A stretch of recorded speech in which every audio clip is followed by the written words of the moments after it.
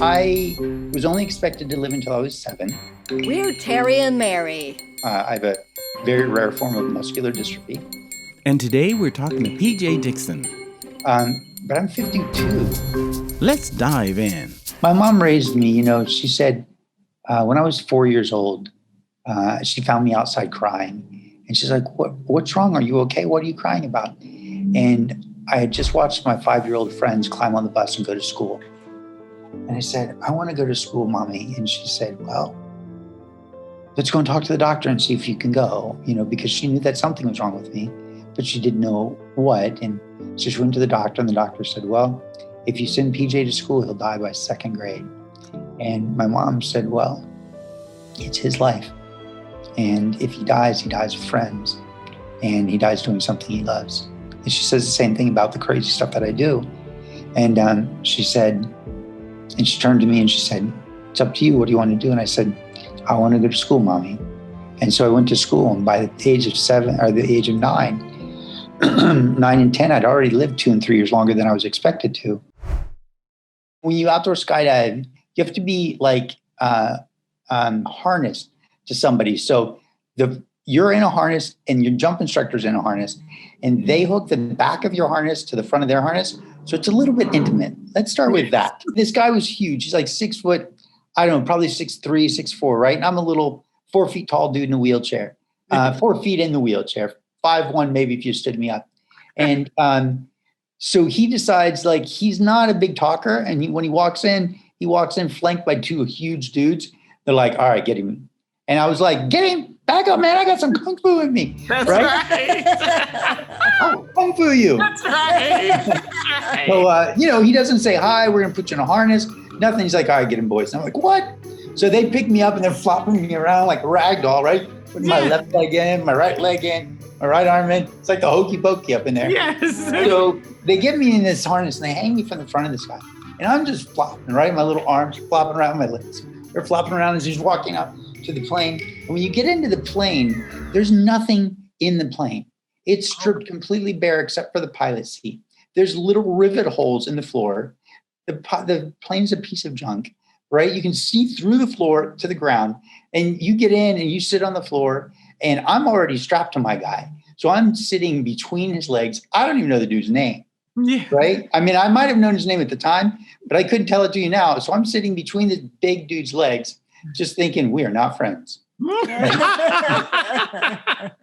So when we start to fly in a circle, and you fly in a circle as you go up. So you stay relatively close to the airfield, fly in a circle higher and higher and higher, 13,000 feet. We get almost to the 13,000 foot mark. And he leans over. And when he leans over, I'm attached. I lean over. But he doesn't say, hey, man, I'm going to lean over. He's not a good communicator.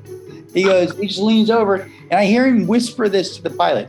Hey, I'm a little worried about tumbling. So, keep an eye on us. I was like, tumbling? Well, actually, it wasn't like this. It was like this. Tumbling? What do you mean by tumbling? Because we're talking to the pilot. And he sits me back up and he goes, don't worry about it. Don't worry about it. We're about to fall through 13,000 feet of air. And you're telling me not to worry about it. He's like, it'll be fine. Then he leans over this way because he has to open the door, but he fails to tell me that when he opens the door, my head is going to be hanging out of the plane. So he opens up the plane door. The wind takes the door out of his hand, slams it against the back of the plane, clang, clang, clang, clang, clang. He leans over with his right arm to latch it. And as he does, what happens is my face goes straight out and looking straight down at the ground. So I'm shoulders like mid-chest up, hanging out of the plane, looking down like this. If I was braver, I would have wet my pants. Yeah. I was not brave enough to even wet my pants at that point. He swings my legs out. My little legs are flopping in the wind, right? And he goes, okay, on 3, 1, 2. What about 3? So we don't even get to 3. He just jumps on 2. And again, as soon as you get out of that plane, you're weightless. You feel like you can breathe, and you feel like you're floating for a brief moment. And then you start to fall. You're falling at 120 miles an hour. He rolls us over on our back. You see the plane fly away, right? Rolls back over on our face. And he shouts to me, put your arms out to the side. Oh. And I say, hold on one sec. I say, oh, hold on, I gotta get my arms up here. I say, have you seen my chicken wings? I say, have you seen my chicken wings? They'll break off at 120 miles an hour. Be like finding a needle in a haystack when we got to the ground, trying to find those things. So I put my arms between my legs because I felt like that was a smart thing. I probably should have just crossed my arms in front of my chest, but I didn't. My hands flopped at 120 miles an hour, beating me senseless in certain body parts, right? I was pretty sure I was never going to walk again and definitely probably not going to have children. So as we're flying down at 120 miles an hour, I'm screaming, ah! He thinks I'm having a great time. I'm, again, pretty sure I'm never going to walk again. And he yells, pull. But he fails to tell me what pull means. He fails to tell me that my butt is going to continue to travel at 120 miles an hour. My feet, for whatever reason, are going to decide to float. So when he yells pull, he pulls the parachute. And my brand new Skechers, hold on one sec, let me get my little arm up here. My brand new Skechers, hold on. My brand new Skechers come right here to my nose. I almost kicked myself in the face. Yeah, I almost bloodied my own nose with my own feet. I almost kicked myself in the face. And then when my feet fell, what I realized is I'd slid out of the harness. My butt had slid out of the harness, and I was not, my hips were no longer in the harness. The harness was now around my knees. So I clamped down with my arms as tight as I could to hold my upper body in the harness. And I didn't want to say, hey man, I'm falling out of the harness, because they didn't trust this dude, because he wasn't a good communicator. That part is true. So I just clamped down and held on. Now this dude wants to give me the ride of my life. So he pulls down on the right side of the parachute, which means that we start to swing in a circle. If you remember the merry-go-rounds when you're a kid, right? Yeah. On a merry-go-round, and the faster they go, the more that centrifugal force wants to pull you out. Yes. And that's exactly what it felt like. I felt like I was going to get sucked right out of my harness and literally go flying across, the middle of the sky. Yeah. And so just as I was reaching the apex of my strength waning, he slows down and we come back to normal. I'm like, okay, cool. Whew, I can deal with this. And then he pulls down on the left side and we start circling around this way. And I'm like, oh no. Right? Just at the moment where I want to get flung all the way out, he slows down again. I'm like, okay, whoo, I can handle this. And so then everything else is fine. He doesn't spin us around anymore. It's really beautiful. You see your friend's parachute. Everybody's open and shoots around you, which is really, really cool. And then at the very bottom, when we're about, 200 feet up, I start seeing these guys run with my wheelchair. And then the wind kicks up a little and we go a different direction. They turn around, run with the wheelchair the other way. I'm thinking they're trying to catch me. And I'm like, you're not going to catch me, dude. There's a 6'4" dude hanging on my back. So, we land, everything is safe and fine. But it was such an amazing experience. But I legit almost died. When I slid out of that harness, I thought this could be it. Right outside my hotel window, I can see the corner where I got hit by an SUV in 1998. I moved to Tucson, and that night my spiritual teacher said, go home and pray. I hope it's okay if I can be somewhat spiritual on here. Do whatever you want to do. All right, cool. And she said, go back to where you're staying and, just pray and say, God, what do you want me to do with my life? And so I was like, yeah, easy enough. So I went back and I sat down to pray before I went to sleep. And I closed my eyes and I said, I believe I'm supposed to be in Tucson, at least right now. What is it that you would like me to do with my life? And then I got still. I got profoundly still. And this pillar of golden light came through the ceiling, hit me in the top of the head, filled me up. And I heard one word, love. And in that moment, I knew, I was like, oh, well, it doesn't matter what I do as long as I exercise love. And then after that, about, a couple of months later, I started having visions of being hit by a car or hit by some vehicle at a bus stop. And so I would sit, because I don't drive, I would sit like past the bus stop by like 25, 30 feet in case somebody, jumped the sidewalk and hit the bus stop, I wouldn't be there. So then I started thinking, well, maybe I should sit in front of the bus stop. So I would go like 40 feet in front of the bus stop, right? So I could see the bus coming, then I would back up to the bus stop. Then I would sit behind the big concrete trash cans and behind the metal frames, just trying to figure out where the best place was to sit. And one night, a friend of mine and I had gone to dinner, and she dropped me off about a mile up the road. And I said, yeah, just drop me off. I pushed my wheelchair. down to the dojo because I was going to martial arts class. And she's like, "You sure?" I was like, yeah, just drop me here. I'll walk. It's only a mile. I'll be fine. And she goes, "Okay." So she dropped me off. And just as I walked by a bus stop, I hadn't had the vision in like probably 6 weeks. I walked by this bus stop. I see 3 lanes of oncoming traffic and an SUV sitting there wanting to come out of the restaurant. And he was looking to his left at the oncoming traffic. I was on his right.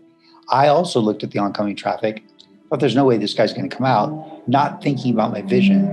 Ran out in front of him and he gunned it. He stepped on the gas, hit me on my left side, threw me out into 3 lanes of traffic. As I'm flying through the air, I hear my wheelchair crumple underneath his SUV. And I have time enough to pray to say, "God, whatever you do, don't let him roll over my pelvis." His front driver's side wheel came to rest, leaning against my pelvis. 2 more inches, he probably would have crushed my pelvis. And there happened to be an EMT team in the restaurant right there where I got hit that saw it all happen, ran out and picked me up and took me across the street to the hospital. I wasn't supposed to die that day. But here's the beauty of my story, right? Is the next 4 months I'm sitting in physical therapy. The last day I'm in physical therapy, my physical therapist shakes his head and he's like, "PJ, I don't know how to help you," because I was in excruciating pain. I couldn't sit in my wheelchair very easily anymore because it hurt. I couldn't sit on the bottom of the bathtub to shower because it hurt. I couldn't sit on the toilet because it hurt. I couldn't roll over because it hurt. I couldn't feed myself because however I moved, my hips hurt. Every single time I moved, I was in pain. And he said, "I've talked to all of my mentors, all of my advisors, my bosses. I've consulted all of my medical journals, all of my old books. I don't know what's wrong with you." And he said, "I talked to one of my mentors that I haven't talked to before." And he said, "Have you palpated his pubic bone to see if his hip got knocked out of place?" And he goes, "No, I haven't done that." Sure enough, when he palpated my pubic bone, it was popped out of place. And he said, "This is going to hurt." And this is the important piece of the story. He said, "This is going to hurt." And I said, I don't like the pain that I'm in now. I don't like the suffering I'm in now. So if this has the chance to make life better for me, let's do it. And he said, "Okay." And I laid me on my side and he grabbed a hold of my hip bone and boom, popped that sucker back in place. Ah! Whoa. It hurt. But as soon as he popped it back into place, all the pain went away. And I was overwhelmed and flooded with this feeling of appreciation and gratitude and love. And I was so filled with that appreciation and gratitude. I realized in that moment that the vision that I'd had earlier of the pillar of light coming through and saying love wasn't about me loving other people. It was about me learning to love myself so that I could help other people learn to love themselves. I've co-authored a couple of books, and I have written my own book about like dating called 5 Ways to Date Yourself and One Big Reason Why You Should, a book primarily for women. And I'm in the process of writing my first book called Don't Give Up, Get Up. In March of 2019, I got some kind of virus and lost about 85% of my physical strength. And I lost a significant amount of lung capacity. So I don't know what's next, to be honest, because I'm not as strong as I used to be. I want to jump into an indoor skydiving facility again, like one of those indoor like wind tunnels. And the problem is that when I went to my first wind tunnel, they brought me in and they didn't know how the shape of my body is kind of weird. Like literally right now, my belly button is sitting on, think about this, you're sitting on your chair and then my hips rotate forward so much that my belly button is sitting on the seat between my thighs. And then I arch my back right at approximately my belly button and bring my shoulders upright, right? So my butt's way back there and my seat, my seat's right here, so I'm pretty curved. So if I lay on my tummy, my butt sticks up in the air like a bike rack, right? Great little place to park your bike. There you go. I don't think that goes there. So when they took me in the first time, there were two gentlemen that took me in and they set me on the net, right? And they said, "We don't know how your body's going to react. So we're going to take you in, put you on the net because there's a net, there's an open space. We all think that wind tunnels like blow you up from the floor, but really what's going on is there's a net that you can walk out on and you lay horizontal, and there are 4 jet engines above you that are sucking air up and through. So you look down to about 35, 40 feet below you in a tube that's open air. So it's bringing the air from the outside into you and lifting you up. There's not actually a fan below you. The 4 jet engines are above you. So you walk in and you're on this net. And if you go horizontal, you start to float. You start to fly, they call it. So they brought me in and laid me face down. The problem was I didn't know that you could suffocate when you couldn't exhale. I always thought about suffocation because you couldn't inhale. The problem was there was so much wind coming in that it blew all this wind into my lungs, and I didn't have the strength to force it out. And so I was starting to black out, and I was trying to tell these guys, get me up, you have to get me up. But they couldn't hear me over 4 jet engines, earplugs in, and full helmets, right? Face mask and everything helmets. Yeah. Yes. They couldn't hear me. So I'm just like, I'm just saying, get me up. So because when they had me down on that net, I couldn't breathe. So they finally realized they're like, okay, we think he's okay to let him up. But my vision is going as they're lifting me up. They lifted me up, and there must have been just enough space where the door is for the air to go out. Yeah. Because as they lifted me up, I could exhale. And as soon as I could exhale, I was able to fly. My hands, they taped my knees to like what's that thing called? Not a toilet paper roll, a paper towel roll, right? So my knees are spread apart, and then they tape my ankles together. So, I mean, think about this. My ankles are taped together with duct tape. I'm in a green and blue, like clown onesie, like a flying onesie. And then they've taped my knees open with a paper towel roll between them. Then they tape my hands to my hips so my elbows stick out like little wings. And then they put me face down, butt up, and the wind is pulling me up. And it's great because I can actually fly.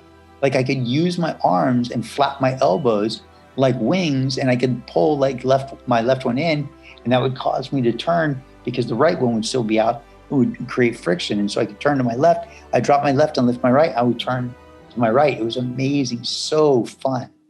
I'm not exactly sure what the next adventure is, but it probably has something to do with sailboats or indoor skydiving. I really want to do what they call the vomit comet. Have you guys heard of that? No. I don't think so. So you go to, I think there's a place in Florida, and there's a place in Vegas where you go into a plane and you experience weightlessness. The plane, like basically a 747, flies up, and as it flies up, you start to feel like you're pushed back into your seat or into the floor, and then it dips and it drops, snows and falls, and you're weightless for, I don't know, maybe 10 seconds, 15 seconds. So you feel that sense of weightlessness, like you're in space, and then they go back up and you stick to the floor again. I really, really want to do that. So I would say that's within the next 18 months for sure. I don't pine to want to walk very often. Don't get me wrong. Like, if somebody snapped their fingers and said, "Hey man, you want to walk?" I said, "Sure, let's do it." Right. But there are times like that I'm like, wow, gosh, I really, really want to be able to walk. I see people doing the snow skiing out of helicopters, or they jump out and they're snow skiing down the sides of mountains where no human has ever been before. It's just that thrill. If I could do the wingsuits, the flying squirrel suits, I would 100% do that. If I could jump out of planes by myself, I would absolutely do that. These are just things like I just love to feel come alive. I would climb for some reason inside of me, I just want to climb mountains. Anytime there's something that can be climbed, I look at it and I'm like, okay, if I were able-bodied, how would I climb that? So I've always wanted to climb. So that's one of my favorite things. In the Grand Canyon, sometimes I go with some friends, and at one point, we find a place that we want to climb out on. I climb on my friend's back. We throw my wheelchair under a bush or a tree, climb up and over the rail and down into the Grand Canyon. At one point, my friend Jeff is holding me by my wrists, and he squats as he goes, "Okay, Tim, I'm going to drop PJ." And he squats as low as he can and hangs me over the edge of the Grand Canyon. Tim is 2.5 to 3 feet below me, can't reach me. Tim's 6'3", 6'4", can't reach me, 2.5, 3 feet below me. Jeff is hanging me over the edge, and Tim is standing on like a 14-inch ledge, kicked off most of the gravel. The ledge has an incline to it. And Jeff goes, okay, Tim, on 3, 1, 2, 3, drops me over the edge, and Tim catches me. Had Tim not caught me, I would have hit the ledge he was on and probably fallen a half a mile before I hit the ground. Tim squeezes me up against his chest, walks between two big rocks, one of which Jeff was already on. We walk between the two rocks. We walk out on this ledge that we're just going to sit and like look over the edge, hang our legs over, whatever, right? We just walk out to the edge, and Tim slips on some gravel, falls on his butt and his back, slides to the edge, and his feet and his ankles go over the edge. That's living. You know what I mean? Sure, Not just existing, like I'm alive, like I'm vibrant, I'm energetic, I'm dynamic, I'm powerful, I'm enthralled, I'm enthusiastic, I'm drinking it all in, I'm present. You know how in a lot of faiths, they talk about being present, right? And not even that, in a lot of professional development, they talk about being present. Well, I think being present now, this is my new thought, that being present is limiting, right? But being in the presence with the capital P is liberating. And what do I mean by that is when we're in the present, we're aware, we're limited by our sight, our sense of smell, taste, touch, emotional feelings, sound, right? We're limited by our 5 or 6 or 8 or 10 senses, however you want to break the senses down. But when you've let go of everything and you're in that alignment that Terry talked about earlier, when you're in that alignment and you feel life between you and the tree, and you feel life and vibrancy inside of you, you feel connected to the uncontainable, that I call God now the uncontainable, based on a spiritual experience I had recently. When you feel like the uncontainable is flowing through you and between you and around you and in the tree across the street, and, in the space between us and all of that, and you're quiet and you're still, deeply, profoundly still, and you're open and you feel that energy, to me, that's being in the presence with a capital P. Then you're liberated. Then you feel like, well, I'm boundless. There's no bounds. There's no resistance, And maybe I do all of these things, Mary, because I am in a wheelchair. I am confined to a wheelchair. I used to say, I'm not confined to my wheelchair, right? And I'm not really confined to my wheelchair, but I'm certainly not as strong as I used to be. So it does change the game a little bit. So I would yell to my mom in the morning after getting dressed, okay, Mom, I'm ready for you to come button and zip me and tuck me in. And she would yell back, okay, I'm busy. You keep trying, right? Trying. And I would say, okay. And meanwhile, while I'm rolling around on the floor, trying to find the right angle to snap my pants and, get my finger through the little ring or hook that she'd put on the front of my zippers to get my finger in, and to zip my pants up. And then I'm trying to tuck my shirt in. She's sitting in her bedroom while I'm struggling and fighting. But she's sitting in her bedroom on her bed crying. Yes. Because she wanted to come help me, but she also knew that I'd already lived 2 or 3 years longer than I was supposed to. And if I was going to keep living, she wanted me to be as independent as possible. Yes. So she raised me, not to say I can't. She raised me to be creative and find ways I can. And she raised me to keep trying. And so, after 10 minutes, she'd blow her nose, wipe her eyes, take a deep breath, open up her bedroom door and walk across the hallway to my room, because our doors were literally across the hall from each other. And she'd look in and she'd say, oh, you got it. You didn't need my help. And she'd turn and walk away so she didn't get caught in the aftermath of my frustration from needing to turn frustration on to be able to get things done. And so, I'd say, I can do it myself, Mommy. And she'd walk away.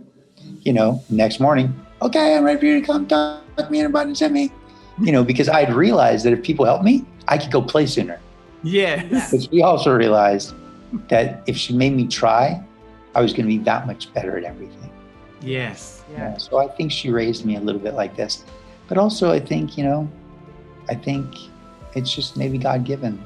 Like some people just want to do these things, and I don't do these things because I'm trying to prove something. Although now in the state I am as a professional speaker and coach, I do some of these things because I want to overcome any fears that I have so I can ensure that I'm leading the way for my clients or for the people in the audience.